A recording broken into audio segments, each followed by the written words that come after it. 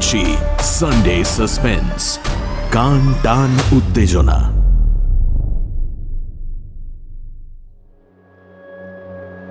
Sunday suspense ক্লাসিক্সে আজ শুনবেন anise দেবের লেখা গল্প আমি একা তুমি একা। শুরু হচ্ছে আমি একা তুমি একা।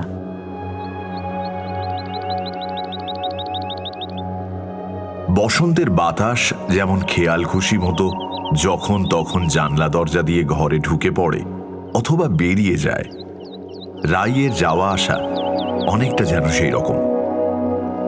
আমার সঙ্গে প্রথম আলাপের একদিন পর থেকেই রাইয়ের চালচলন এরকম সহজ সরল আর সাবলীল হয়ে গেছে যেন আমার কত বছরের চেনা। মাত্র 3 দিন হলো কমলপুরের এই বাড়িটায় এসে উঠেছি। ঠিক করেছি নিরিবিলিতে 5-7টা দিন কাটাবো, কিন্তু রায় চোখের সামনে হাজির হওয়া মাত্রই বুঝতে পেরেছি নিরিবিলি ব্যাপারটা হিলিবিলি হয়ে গেছে। অবশ্য তাতে আমি কিছু মনে করিনি, কারণ রায়কে দেখতে এত সুন্দর আর এত কথা বলে মেয়েটা। এই ধ্যাড় কমলপুরে আপনি কি করতে এসেছেন? আমার লেখার টেবিলে ঠেস দিয়ে দাঁড়িয়েছিল ও। প্রশ্নটা করা শেষ হতেই ছোট্ট ব্যাক জাম্প দিয়ে টেবিলে বসেই পড়ল। তারপর ঘরের এপাশ ওপাশ জরিপ করতে লাগলো। 3টে ছোট ছোট জানলা আর একটা মামুলি ছোট্ট বিছানা ছাড়া ঘরে আর কিছুই নেই। আমি একটু সময় নিয়ে থেমে থেমে বললাম, আমি একটু গল্প টল্প লিখি, তো বলতে পারো নিরিবিলিতে ওই লেখালেখি করতেই এসেছি। আপনি তো একা এসেছেন, বৌদিকে সাথে আনেননি? মেয়েটার দেখছি কোনো রাগ ঢাক নেই। হয়তো আমার বলা উচিত ছিল, পার্সোনাল ব্যাপারে তোমার এত কৌতূহল কেন, কিন্তু সে কথা বলে উঠতে পারলাম না। ওর চোখ দুটো এত সরল আর সুন্দর যে সেই চোখের দিকে তাকিয়ে কোনো রকম বকাঝকা দেওয়া যায় না। আমি ওকে দেখছিলাম। কতই আর 21 কি 22 হবে। ফর্সা, খোলা চুল, সবুজ চুড়িদার, ঠোঁট জোড়া সামান্য পুরু, বিকশিত, গলায় সরু চেন আর কানে সোনার ফুটকি দুল। আনিনি, কারণ আনার মতো কেউ নেই। আপনি একা? হ্যাঁ, একা। আমিও একা। অল্প হেসে বলল রাই। মনে পড়ল প্রথম দিন এ বাড়িতে এসে বাইরের মেঠো উঠোনে এদিক সেদিক ঘুরে বেড়াচ্ছিলাম। সময়টা ছিল পড়ন্ত বিকেল। তখনই পাশের জমিটার দিকে চোখ গিয়েছিল। জমির সর্বত্র অযত্নে বেড়ে ওঠা আগাছার রাজত্ব। মাঝখানে বসে আছে বেশ বড় মাপের একটা একতলা বাড়ি। রোদে জলে বাড়িটার রং গেছে চটে।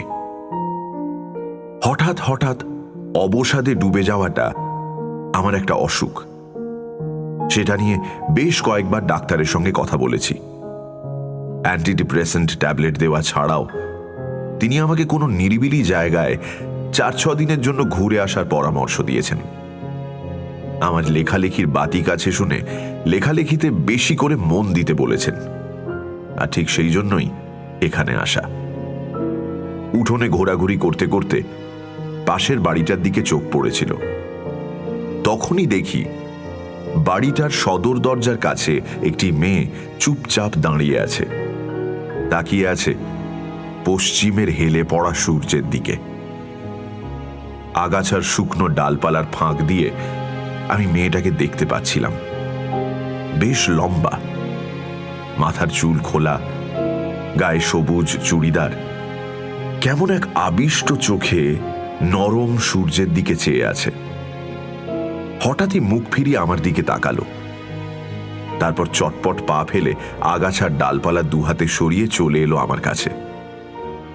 আমাদের দুজনের মাঝে ভাঙা বাঁশের বেড়া, বেড়া বরাবর খানিকটা করে আগাছার ঝোপ। আপনি কে? প্রশ্নটা ও এমন ঢঙে করল যেন ওর এলাকায় না বলে ঢুকে পড়েছি। নিজের নাম বললাম, আরও বললাম এ বাড়িতে আমি কদিনের জন্য বেড়াতে এসেছি। বাড়ির মালিক আমার কলকাতার অফিস কলিগ এবং বেস্ট ফ্রেন্ড বিক্রমজিৎ শেঠ। ওর কাছ থেকে চাবি নিয়ে এসেছি। আমার নাম রাই। উচ্ছলভাবে জানালো সে। তারপর ওর পেছন দিকে দাঁড়িয়ে থাকা বাড়িটার দিকে বুড়ো আঙুল দেখিয়ে বলল, ওটা, ওই যে ওটা, ওটা আমাদের বাড়ি। তুমি কি পড়ো? গল্পের বই পড়ি। না, মানে আমি পড়াশোনার কথা জিজ্ঞেস করছিলাম। রাই হাসলো। ওসব তো কবেই শেষ। ভালোই হলো আপনি এই বাড়িতে এসেছেন, কদিন খুব গল্প করা যাবে বলুন। রাইয়ের সঙ্গে প্রথম আলাপের পরই আমাদের কেমিস্ট্রিটা জমে গেল। এ বাড়িতে ওর যখন তখন আনাগোনা আমার ট্যুরিস্ট জীবনের সঙ্গে সিমলেসভাবে জুড়ে গেল। রাই একদিন বিকেলে এসে হানা দিল, এই যে শুনুন, একটু চা করে খাওয়ান তো। ও যে রান্না টান্না জানে না সেটা দ্বিতীয় দিনেই জানিয়ে দিয়েছিল। আর আমি যে ওই ব্যাপারটা অল্প বিস্তর জানি সেটাও তখন রাই জেনে গেছে। আমি ইলেকট্রিক কেটলিতে চা তৈরি করতে লাগলাম। রাই আমার লেখার টেবিলের কাছে চলে এলো। টেবিলের লেখার কাগজপত্র আর পেন ছিল।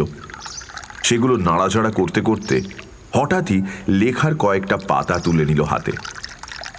সেগুলো পড়তে শুরু করলো। বাহ, আপনি তো দারুণ লেখেন। তাই? এজন্য তোমার একটা থ্যাংক ইউ পাওয়া উচিত। আপনার লেখা একটা বই আমাকে পড়তে দেবেন? সঙ্গে আছে? হ্যাঁ আছে, দেব। যাওয়ার সময় নিয়ে নিও। চায়ের কাপ হাতে ওর কাছে এলাম। এই নাও, আমার কাঁচা হাতে তৈরি অদ্ভুত চা খাও। ও লেখার কাগজগুলো টেবিলে রেখে দিয়ে চায়ের কাপ নিল। টেবিলের কাছে রাখা চেয়ারটায় বসে পড়ল। কাপে শব্দ করে লম্বা চুমুক দিল।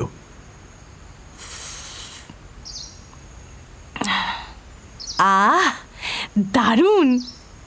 আমি বিছানার এক কোণে বসে কাপে ঠোঁট ছোঁয়ালাম। তুমি যে এরকম হুটহাট করে আমার ঘরে চলে আসো, তোমাকে কেউ বারণ করে না? কে করবে? সুন্দর ভঙ্গিতে ঘাড় বাঁকিয়ে আমার দিকে তাকালো রাই। আমি আমার গার্জেন। কেন? তোমার মা বাবা তোমার সঙ্গে থাকে না? থাকে, তবে আমার লাইফে ইন্টারফেয়ার করতে পারে না। আমরা তিনজনেই ইনফ্যাক্ট স্বাধীন, যে যার মতো থাকি। তো তোমার কোনো বয়ফ্রেন্ড নেই? আগে ছিল, এখন আর নেই। বলে রাই জানলা দিয়ে বাইরে তাকিয়ে রইল। স্টোরিটা আমি শুনলে আপত্তি আছে? হয়তো লেখার কোনো আইডিয়া পেয়ে যাব। না, আপত্তি আর কিসের? সেসব তো কবেই দি এন্ড হয়ে গেছে। রাই তারপর ওর গল্পটা শোনালো। ওর নাম ছিল জিকান। বাইক পাগল ছেলে। দিন রাত বাইক চালাতো। কলেজের ফার্স্ট ইয়ারে ওর টানে ভেসে গেলাম। ও তখন থার্ড ইয়ার। পরপর কয়েকটা চুমুক দিয়ে চা শেষ করে ফেলল রাই। দাঁড়াও এক সেকেন্ড। জানলার বাইরে তাকিয়ে গাছের পাতা আর ফুল দেখল কিছুক্ষণ। তারপর বলল, হ্যাঁ হ্যাঁ, কি বলছিলাম? হ্যাঁ, জিকান। ওর ভীষণ উল্টোপাল্টা খরচের হাত ছিল জানো। 2 হাতে টাকা ওড়াতো। আমি সব সময় বারণ করতাম, কিন্তু ও সেসব কথা পাত্তাই দিত না। বাইক নিয়ে সারাক্ষণ মেতে থাকতো।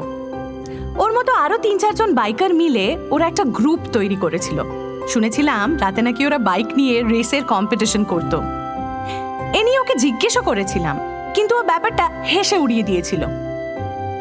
ওর টাকা ওড়ানোর বহর দেখে আমার একটু অবাক লাগতো। বন্ধুদের মারফত যেটুকু জানতাম তাতে বুঝেছিলাম জিকানের ফ্যামিলি খুব একটা বড় লোক ছিল না। তাহলে এত টাকাও পেত কোথায়? জানেন, এ নিয়ে ওকে বেশ কয়েকবার কোয়েশ্চেন করেছিলাম, কিন্তু জিকান কোনো জবাব দেয়নি। একবার তো রেগে গিয়ে আমাকে উল্টো পাল্টা অনেক কথা বলেছিল। তারপর একদিন জানতে পারলাম জিকানদের গ্রুপটা রেগুলার ডাকাতি করে, লুট করে। একটা এটিএম ভেঙে টাকা লুট করার সময় ওরা অল্পের জন্য ধরা পড়তে পড়তে বেঁচে যায়। অন্য বন্ধুদের থেকে খবরটা আমি জানতে পারি। তখন ওকে আলাদা করে ডেকে নিয়ে গিয়ে কোনো রকম ইন্ট্রো ছাড়াই ঝড় তুলি। মনে আছে দুজনেই ব্যাপক চেঁচিয়েছিলাম। একসময় এক্সাইটেড হয়ে ও কনফেস করে, বলে হ্যাঁ ও ডাকাতি করে কারণ ওর টাকার দরকার। ব্যাস সেই মোমেন্টেই আমি ওর সঙ্গে কাট্টি করে দিই। 1 2 3 ব্রেকআপ।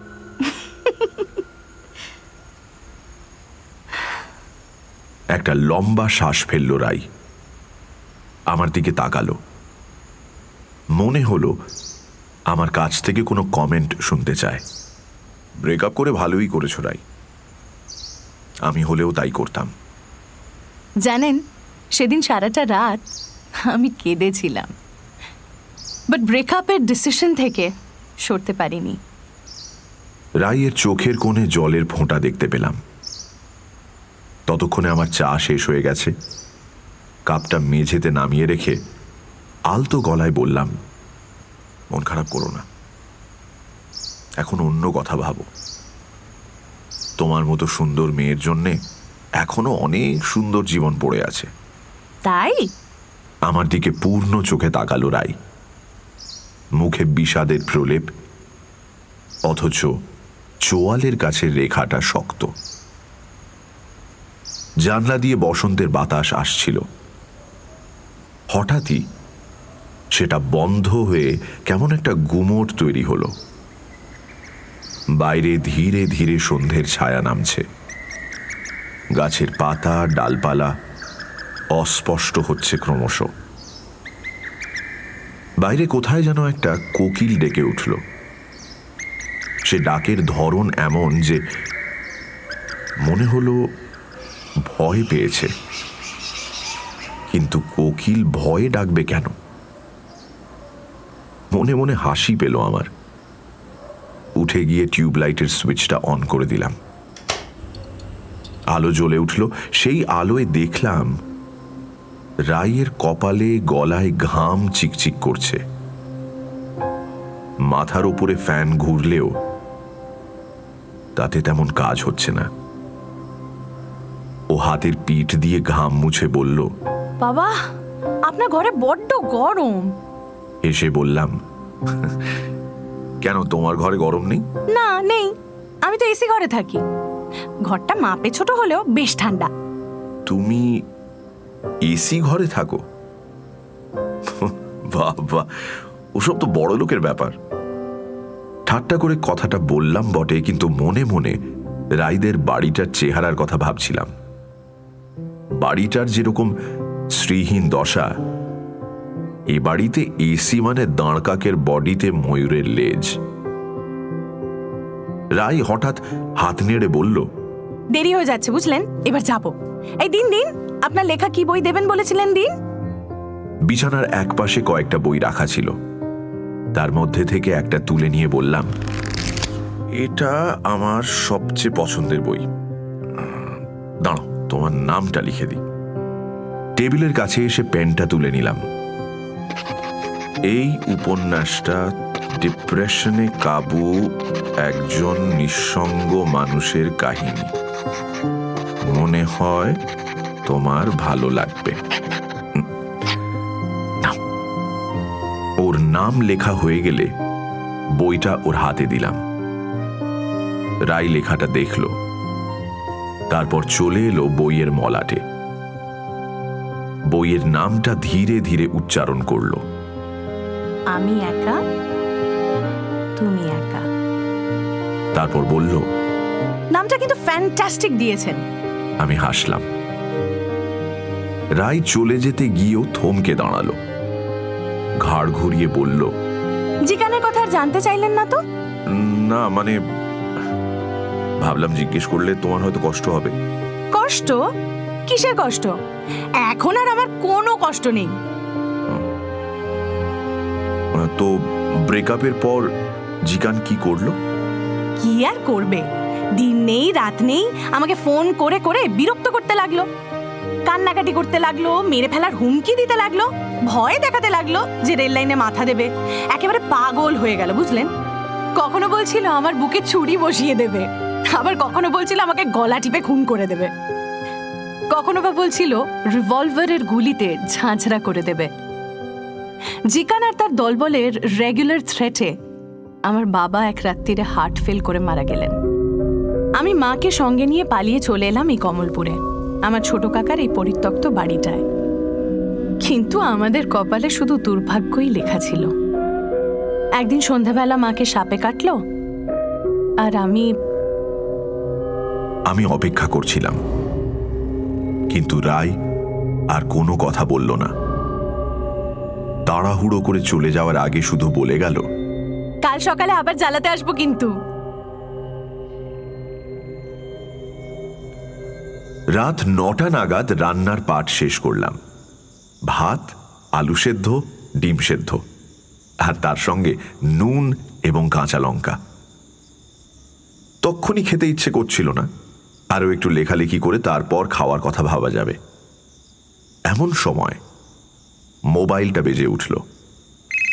ফোনটা বিছানায় ছিল। তড়িঘড়ি উঠে গিয়ে ফোন ধরলাম। বিক্রমজিৎ ফোন করেছে। কি বস, নিরিবিলি কেমন দিন কাটাচ্ছ? লেখা টেখা এগোচ্ছে? হ্যাঁ, ভালোই কাটছে, লেখাও ঠিকঠাক আসছে। তবে শোন না, একটা ব্যাপার হয়েছে। কি ব্যাপার? জানতে চাইল বিক্রম। ওর গলায় গার্জেনি সুর। তুই তো বলিসনি পাশের বাড়িতে একটা বিউটিফুল মেয়ে থাকে? তার মানে? বিক্রম রীতিমতো অবাক হয়ে গেল। ওকে রাইয়ের কথা বললাম, আরও বললাম রাইদের বাড়িটা বাইরে থেকে হতশ্রী হলেও ওর বাড়িতে নাকি এসি আছে। মেয়েটা এসি রুমে থাকে। তুই কি ওখানে গিয়ে গাঁজা টাঁজা টানছিস নাকি? হ্যাঁ, আরে ও বাড়িটায় কেউ থাকে না, বহু বছর ধরে প্রপার্টি ওরকমই পড়ে আছে। কলকাতার কোন বড় লোক নাকি মালিক, তার শালা রিমোট কন্ট্রোলে ট্যাক্স ফ্যাক্স আর ইলেকট্রিকের বিল টিল মেটায়। পয়সাওয়ালা বড় লোকের খেয়াল। 2-4 সেকেন্ড চুপ করে থেকে বিক্রমজিৎ বলল, তুই হারামজাদা এর মধ্যে মেয়ে খুঁজে পেলি কি করে? এ তো চোখের ভুল, মনের ভুল, না হয় ব্রেনের ভুল। যাকে সাবধানে থাকিস। আর তো 2 দিন এখন যা, মাথায় ঘাড়ে জল টল দে। তবে ভয়ের কিছু নেই, 35 বছর বয়স পর্যন্ত বিয়ে ঠিয়ে না করলে এই টাইপের হ্যালুসিনেশন প্রবলেম হতে পারে। ঠিক আছে, ছাড়লাম ভাই। হেসে ফোন ছেড়ে দিল ও। আমি বিছানায় ধপ করে বসে পড়লাম। রায় একটা হ্যালুসিনেশন, মনের ভুল, চোখের ভুল, নয়তো ব্রেনের ভুল। আমার মাথা ঝিমঝিম করতে লাগলো। চিন্তাগুলো এলোমেলো হয়ে যাচ্ছিল। রায়ের মুখটা বারবার দেখতে পাচ্ছিলাম, ওর নানান কথা কানে বাজছিল। ধীরে ধীরে মনের মধ্যে একটা জেদ তৈরি হলো। বিক্রমজিৎকে ভুল প্রমাণ করার জেদ। রায় কখনো হ্যালুসিনেশন হতে পারে না, না পারে না। হাত বাড়িয়ে বালিশের নিচ থেকে আমার টর্চটা বের করে নিলাম। LED torch. আমার বালিশের নিচেই ওর বরাবরের জায়গা। টর্চটা ছোট হলেও তার আলোর তেজ কম নয়। ওই টর্চ হাতে বাড়ির বাইরে বেরোলাম। ওই তো অন্ধকারে দাঁড়িয়ে রয়েছে রাইদের আরো অন্ধকার বাড়িটা। আকাশে সরু চাঁদ, অল্প অল্প মেঘ ছড়িয়ে আছে এপাশে ওপাশে। গাছের পাতার শব্দ হচ্ছে। এলোমেলো রেখায় ভেসে বেড়াচ্ছে জোনাকির আলো। একটা পাখির ডাক শোনা গেল 2 বার। আমি টর্চ জ্বেলে রাইদের বাড়ির দিকে এগোলাম। ছড়িয়ে থাকা গাছের ডালপালা আর ভাঙা বেড়া ডিঙিয়ে হাঁটতে লাগলাম।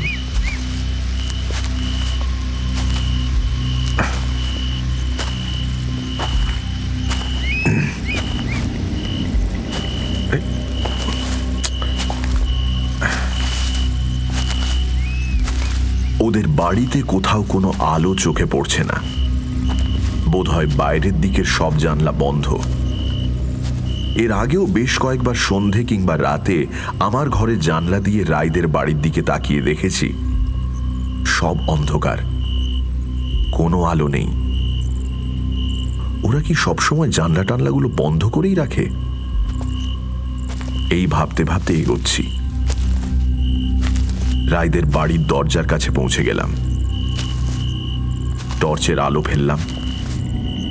ধুলো মাখা ফাটল ধরা দরজার পাল্লা, দুপাল্লায় দুটো বড় বড় লোহার কড়া, সেখানে প্রকাণ্ড এক রাশভারী তালা, আর সে তালায় জং ধরে গেছে, তার উপর ধুলো। রায় তাহলে এ বাড়িতে ঢুকলো কেমন করে? ওর নাম ধরে বার দুয়েক ডাকলাম, রায়, রায়। কোনো সাড়া নেই, কোনো শব্দ নেই। এবারে বাড়ির দেয়াল বরাবর হেঁটে চললাম। টর্চের আলো ফেলতে লাগলাম যেখানে সেখানে। চোখে পড়ল শুধু ধুলো, পোকামাকড় আর মাকড়সার জাল। বাড়ির সব জানলা সত্যি সত্যি বন্ধ। দিনের বেলাতেও জানলার পাল্লাগুলো বন্ধই দেখেছি। রায় বলছিল ও এসি ঘরে থাকে। ওদের গোটা বাড়িটা এয়ার কন্ডিশনড নয় তো? কিন্তু সেটা হলে তো এসি মেশিন টেশিনগুলো বাইরে থেকে চোখে পড়তো। তার তো কোনো চিহ্নই দেখছি না। দুটো জানালার পাল্লা দেখলাম খানিকটা করে ভাঙা। সেই ভাঙা জায়গায় অজস্র ধুলো আর গাছের শুকনো পাতা। ঘরের ভেতরটা ঘুটঘুটে অন্ধকার। কোনো আলোর ছিটে ফোঁটা কোথাও নেই। বাড়ির পেছন দিকে এসে একটা খিড়কি দরজা চোখে পড়ল। সেই দরজাটা মাপে ছোট এবং তার একটা পাল্লা উধাও। রায়রা কি এই ভাঙা দরজা দিয়ে যাতায়াত করে? কি একটা জেদের বশে দরজা দিয়ে ভেতরে ঢুকে পড়লাম। এদিক ওদিক টর্চের আলো ফেললাম। দেয়ালে, সিলিংয়ে সব জায়গায় ঝুল কালি আর মাকড়সার জাল। সিলিংয়ের উইয়ে খাওয়া কড়িকাঠ থেকে 7-8টা ছোট ছোট বাদুড় উল্টো হয়ে ঝুলে আছে। একটা কুলুঙ্গিতে দুটো পায়রা জড়সড় হয়ে গা ঘেঁষাঘেঁষি করে বসে আছে। আলো পড়তেই তাকিয়েছে আলোর উৎসের দিকে। আমি রায়ের নাম ধরে আবার ডাকলাম, রায়, রায়, রায়। এবারও কোনো সাড়া নেই, কোনো শব্দ নেই। লক্ষ্য করলাম ঘরে কোনো বাল্ব, টিউবলাইট বা ফ্যান লাগানো নেই। তাহলে কি করে মানুষ থাকে এখানে? অন্ধকারে দাঁড়িয়ে আমার এতটুকুও ভয় করছিল না, কারণ ভূত প্রেতকে আমি সারা জীবন আমল দিইনি। ওদের জায়গা শুধু গল্পের বইয়ের পাতায় আর সিনেমার পর্দায়। আমার ভেতরে একটা একরোখা জেদ কাজ করছিল। রায়কে খুঁজে বের করতেই হবে। কোথায় উধাও হলো রায়? একটার পর একটা ঘর পেরিয়ে চললাম। কোনো ঘরেই কোনো আলো পাখা লাগানো নেই। দেখে মনে হয় না এখানে কখনো কোনো মানুষ থাকতো। চারপাশে শুধু বাদুড় আর পায়রার জীবনযাপনের গন্ধ, আর তার সঙ্গে মিশে আছে ধুলোর গন্ধ। কিন্তু একটা বড় ঘরে এসেই একটা শব্দ পেলাম, মৌমাছির মিহি গুঞ্জনের শব্দ। এপাশ ওপাশ আলো ফেলতেই মৌমাছিটাকে খুঁজেও পেলাম। পুরনো আমলের একটা বড় সড়ো রেফ্রিজারেটর। রং বোধহয় এককালে সাদা ছিল, এখন সেই রং চটে গিয়ে ময়লা পড়ে প্রায় কালো হয়ে গেছে, কিন্তু ফ্রিজটা চলছে। ওটার গা থেকে তাপ ছড়িয়ে পড়ছে বাতাসে। এক টানে ফ্রিজের দরজা খুলে ফেললাম, আর সঙ্গে সঙ্গে একটা বাজে গন্ধ ঝাপটা মারল নাকে।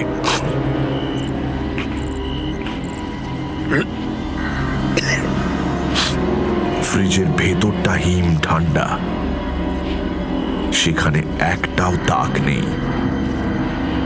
তার বদলে হাঁটু মুড়ে বসে আছে রায়।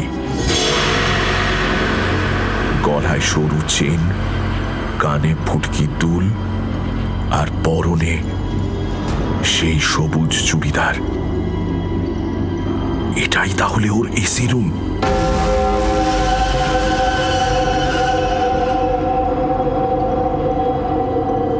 ফ্রিজের দেয়ালে রাইয়ের সারা গায়ে পাউডারের মতো বরফ জমে আছে। রাইয়ের শরীরটা শুকিয়ে শীর্ণ হয়ে গেছে, গায়ের রং কালচে, কোথাও কোথাও ছাল চামড়া উঠে গেছে। মাথাটা পেছন দিকে হেলিয়ে ফ্রিজের দেয়ালে ঠেকিয়ে রেখেছে ও। দু চোখে মরা মাছের দৃষ্টি, গলায় কালচে লাল আঙুলের দাগ। দু হাতের কঙ্কালসার আঙুলে একটা বই ধরে রয়েছে রাই। বইটা খোলা। মরা মাছের চোখ দিয়ে সেই বইটা বোধহয় পড়ার চেষ্টা করছে, আর একই সঙ্গে যেন বলতে চাইছে, আমি একা, তুমি একা।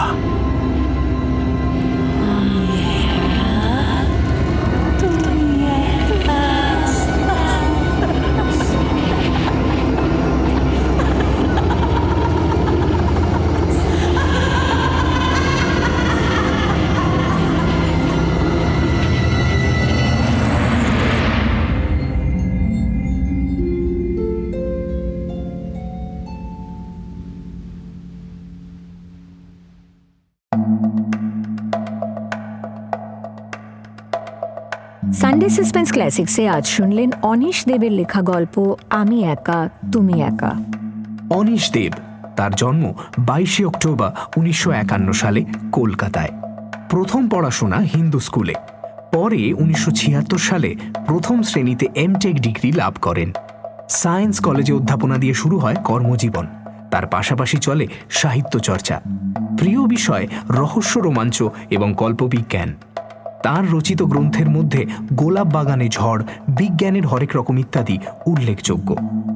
আজকের গল্প আমরা নিয়েছি পত্রভারতী থেকে প্রকাশিত অনিশ দেব সম্পাদিত সেরা 101 ভৌতিক অলৌকিক এই বইটি থেকে। গল্প পাঠে মীর, অয়ন্তিকা, দীপ। ধ্বনি পরিকল্পনা ও আবহ সঙ্গীত শুভদীপ সেনগুপ্ত।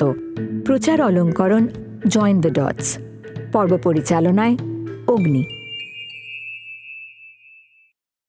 সানডে সাসপেন্স শুনতে আজই সাবস্ক্রাইব করুন আমাদের official YouTube channel youtube.com/mirchi Bangla, অথবা ডাউনলোড করুন গানা অ্যাপ।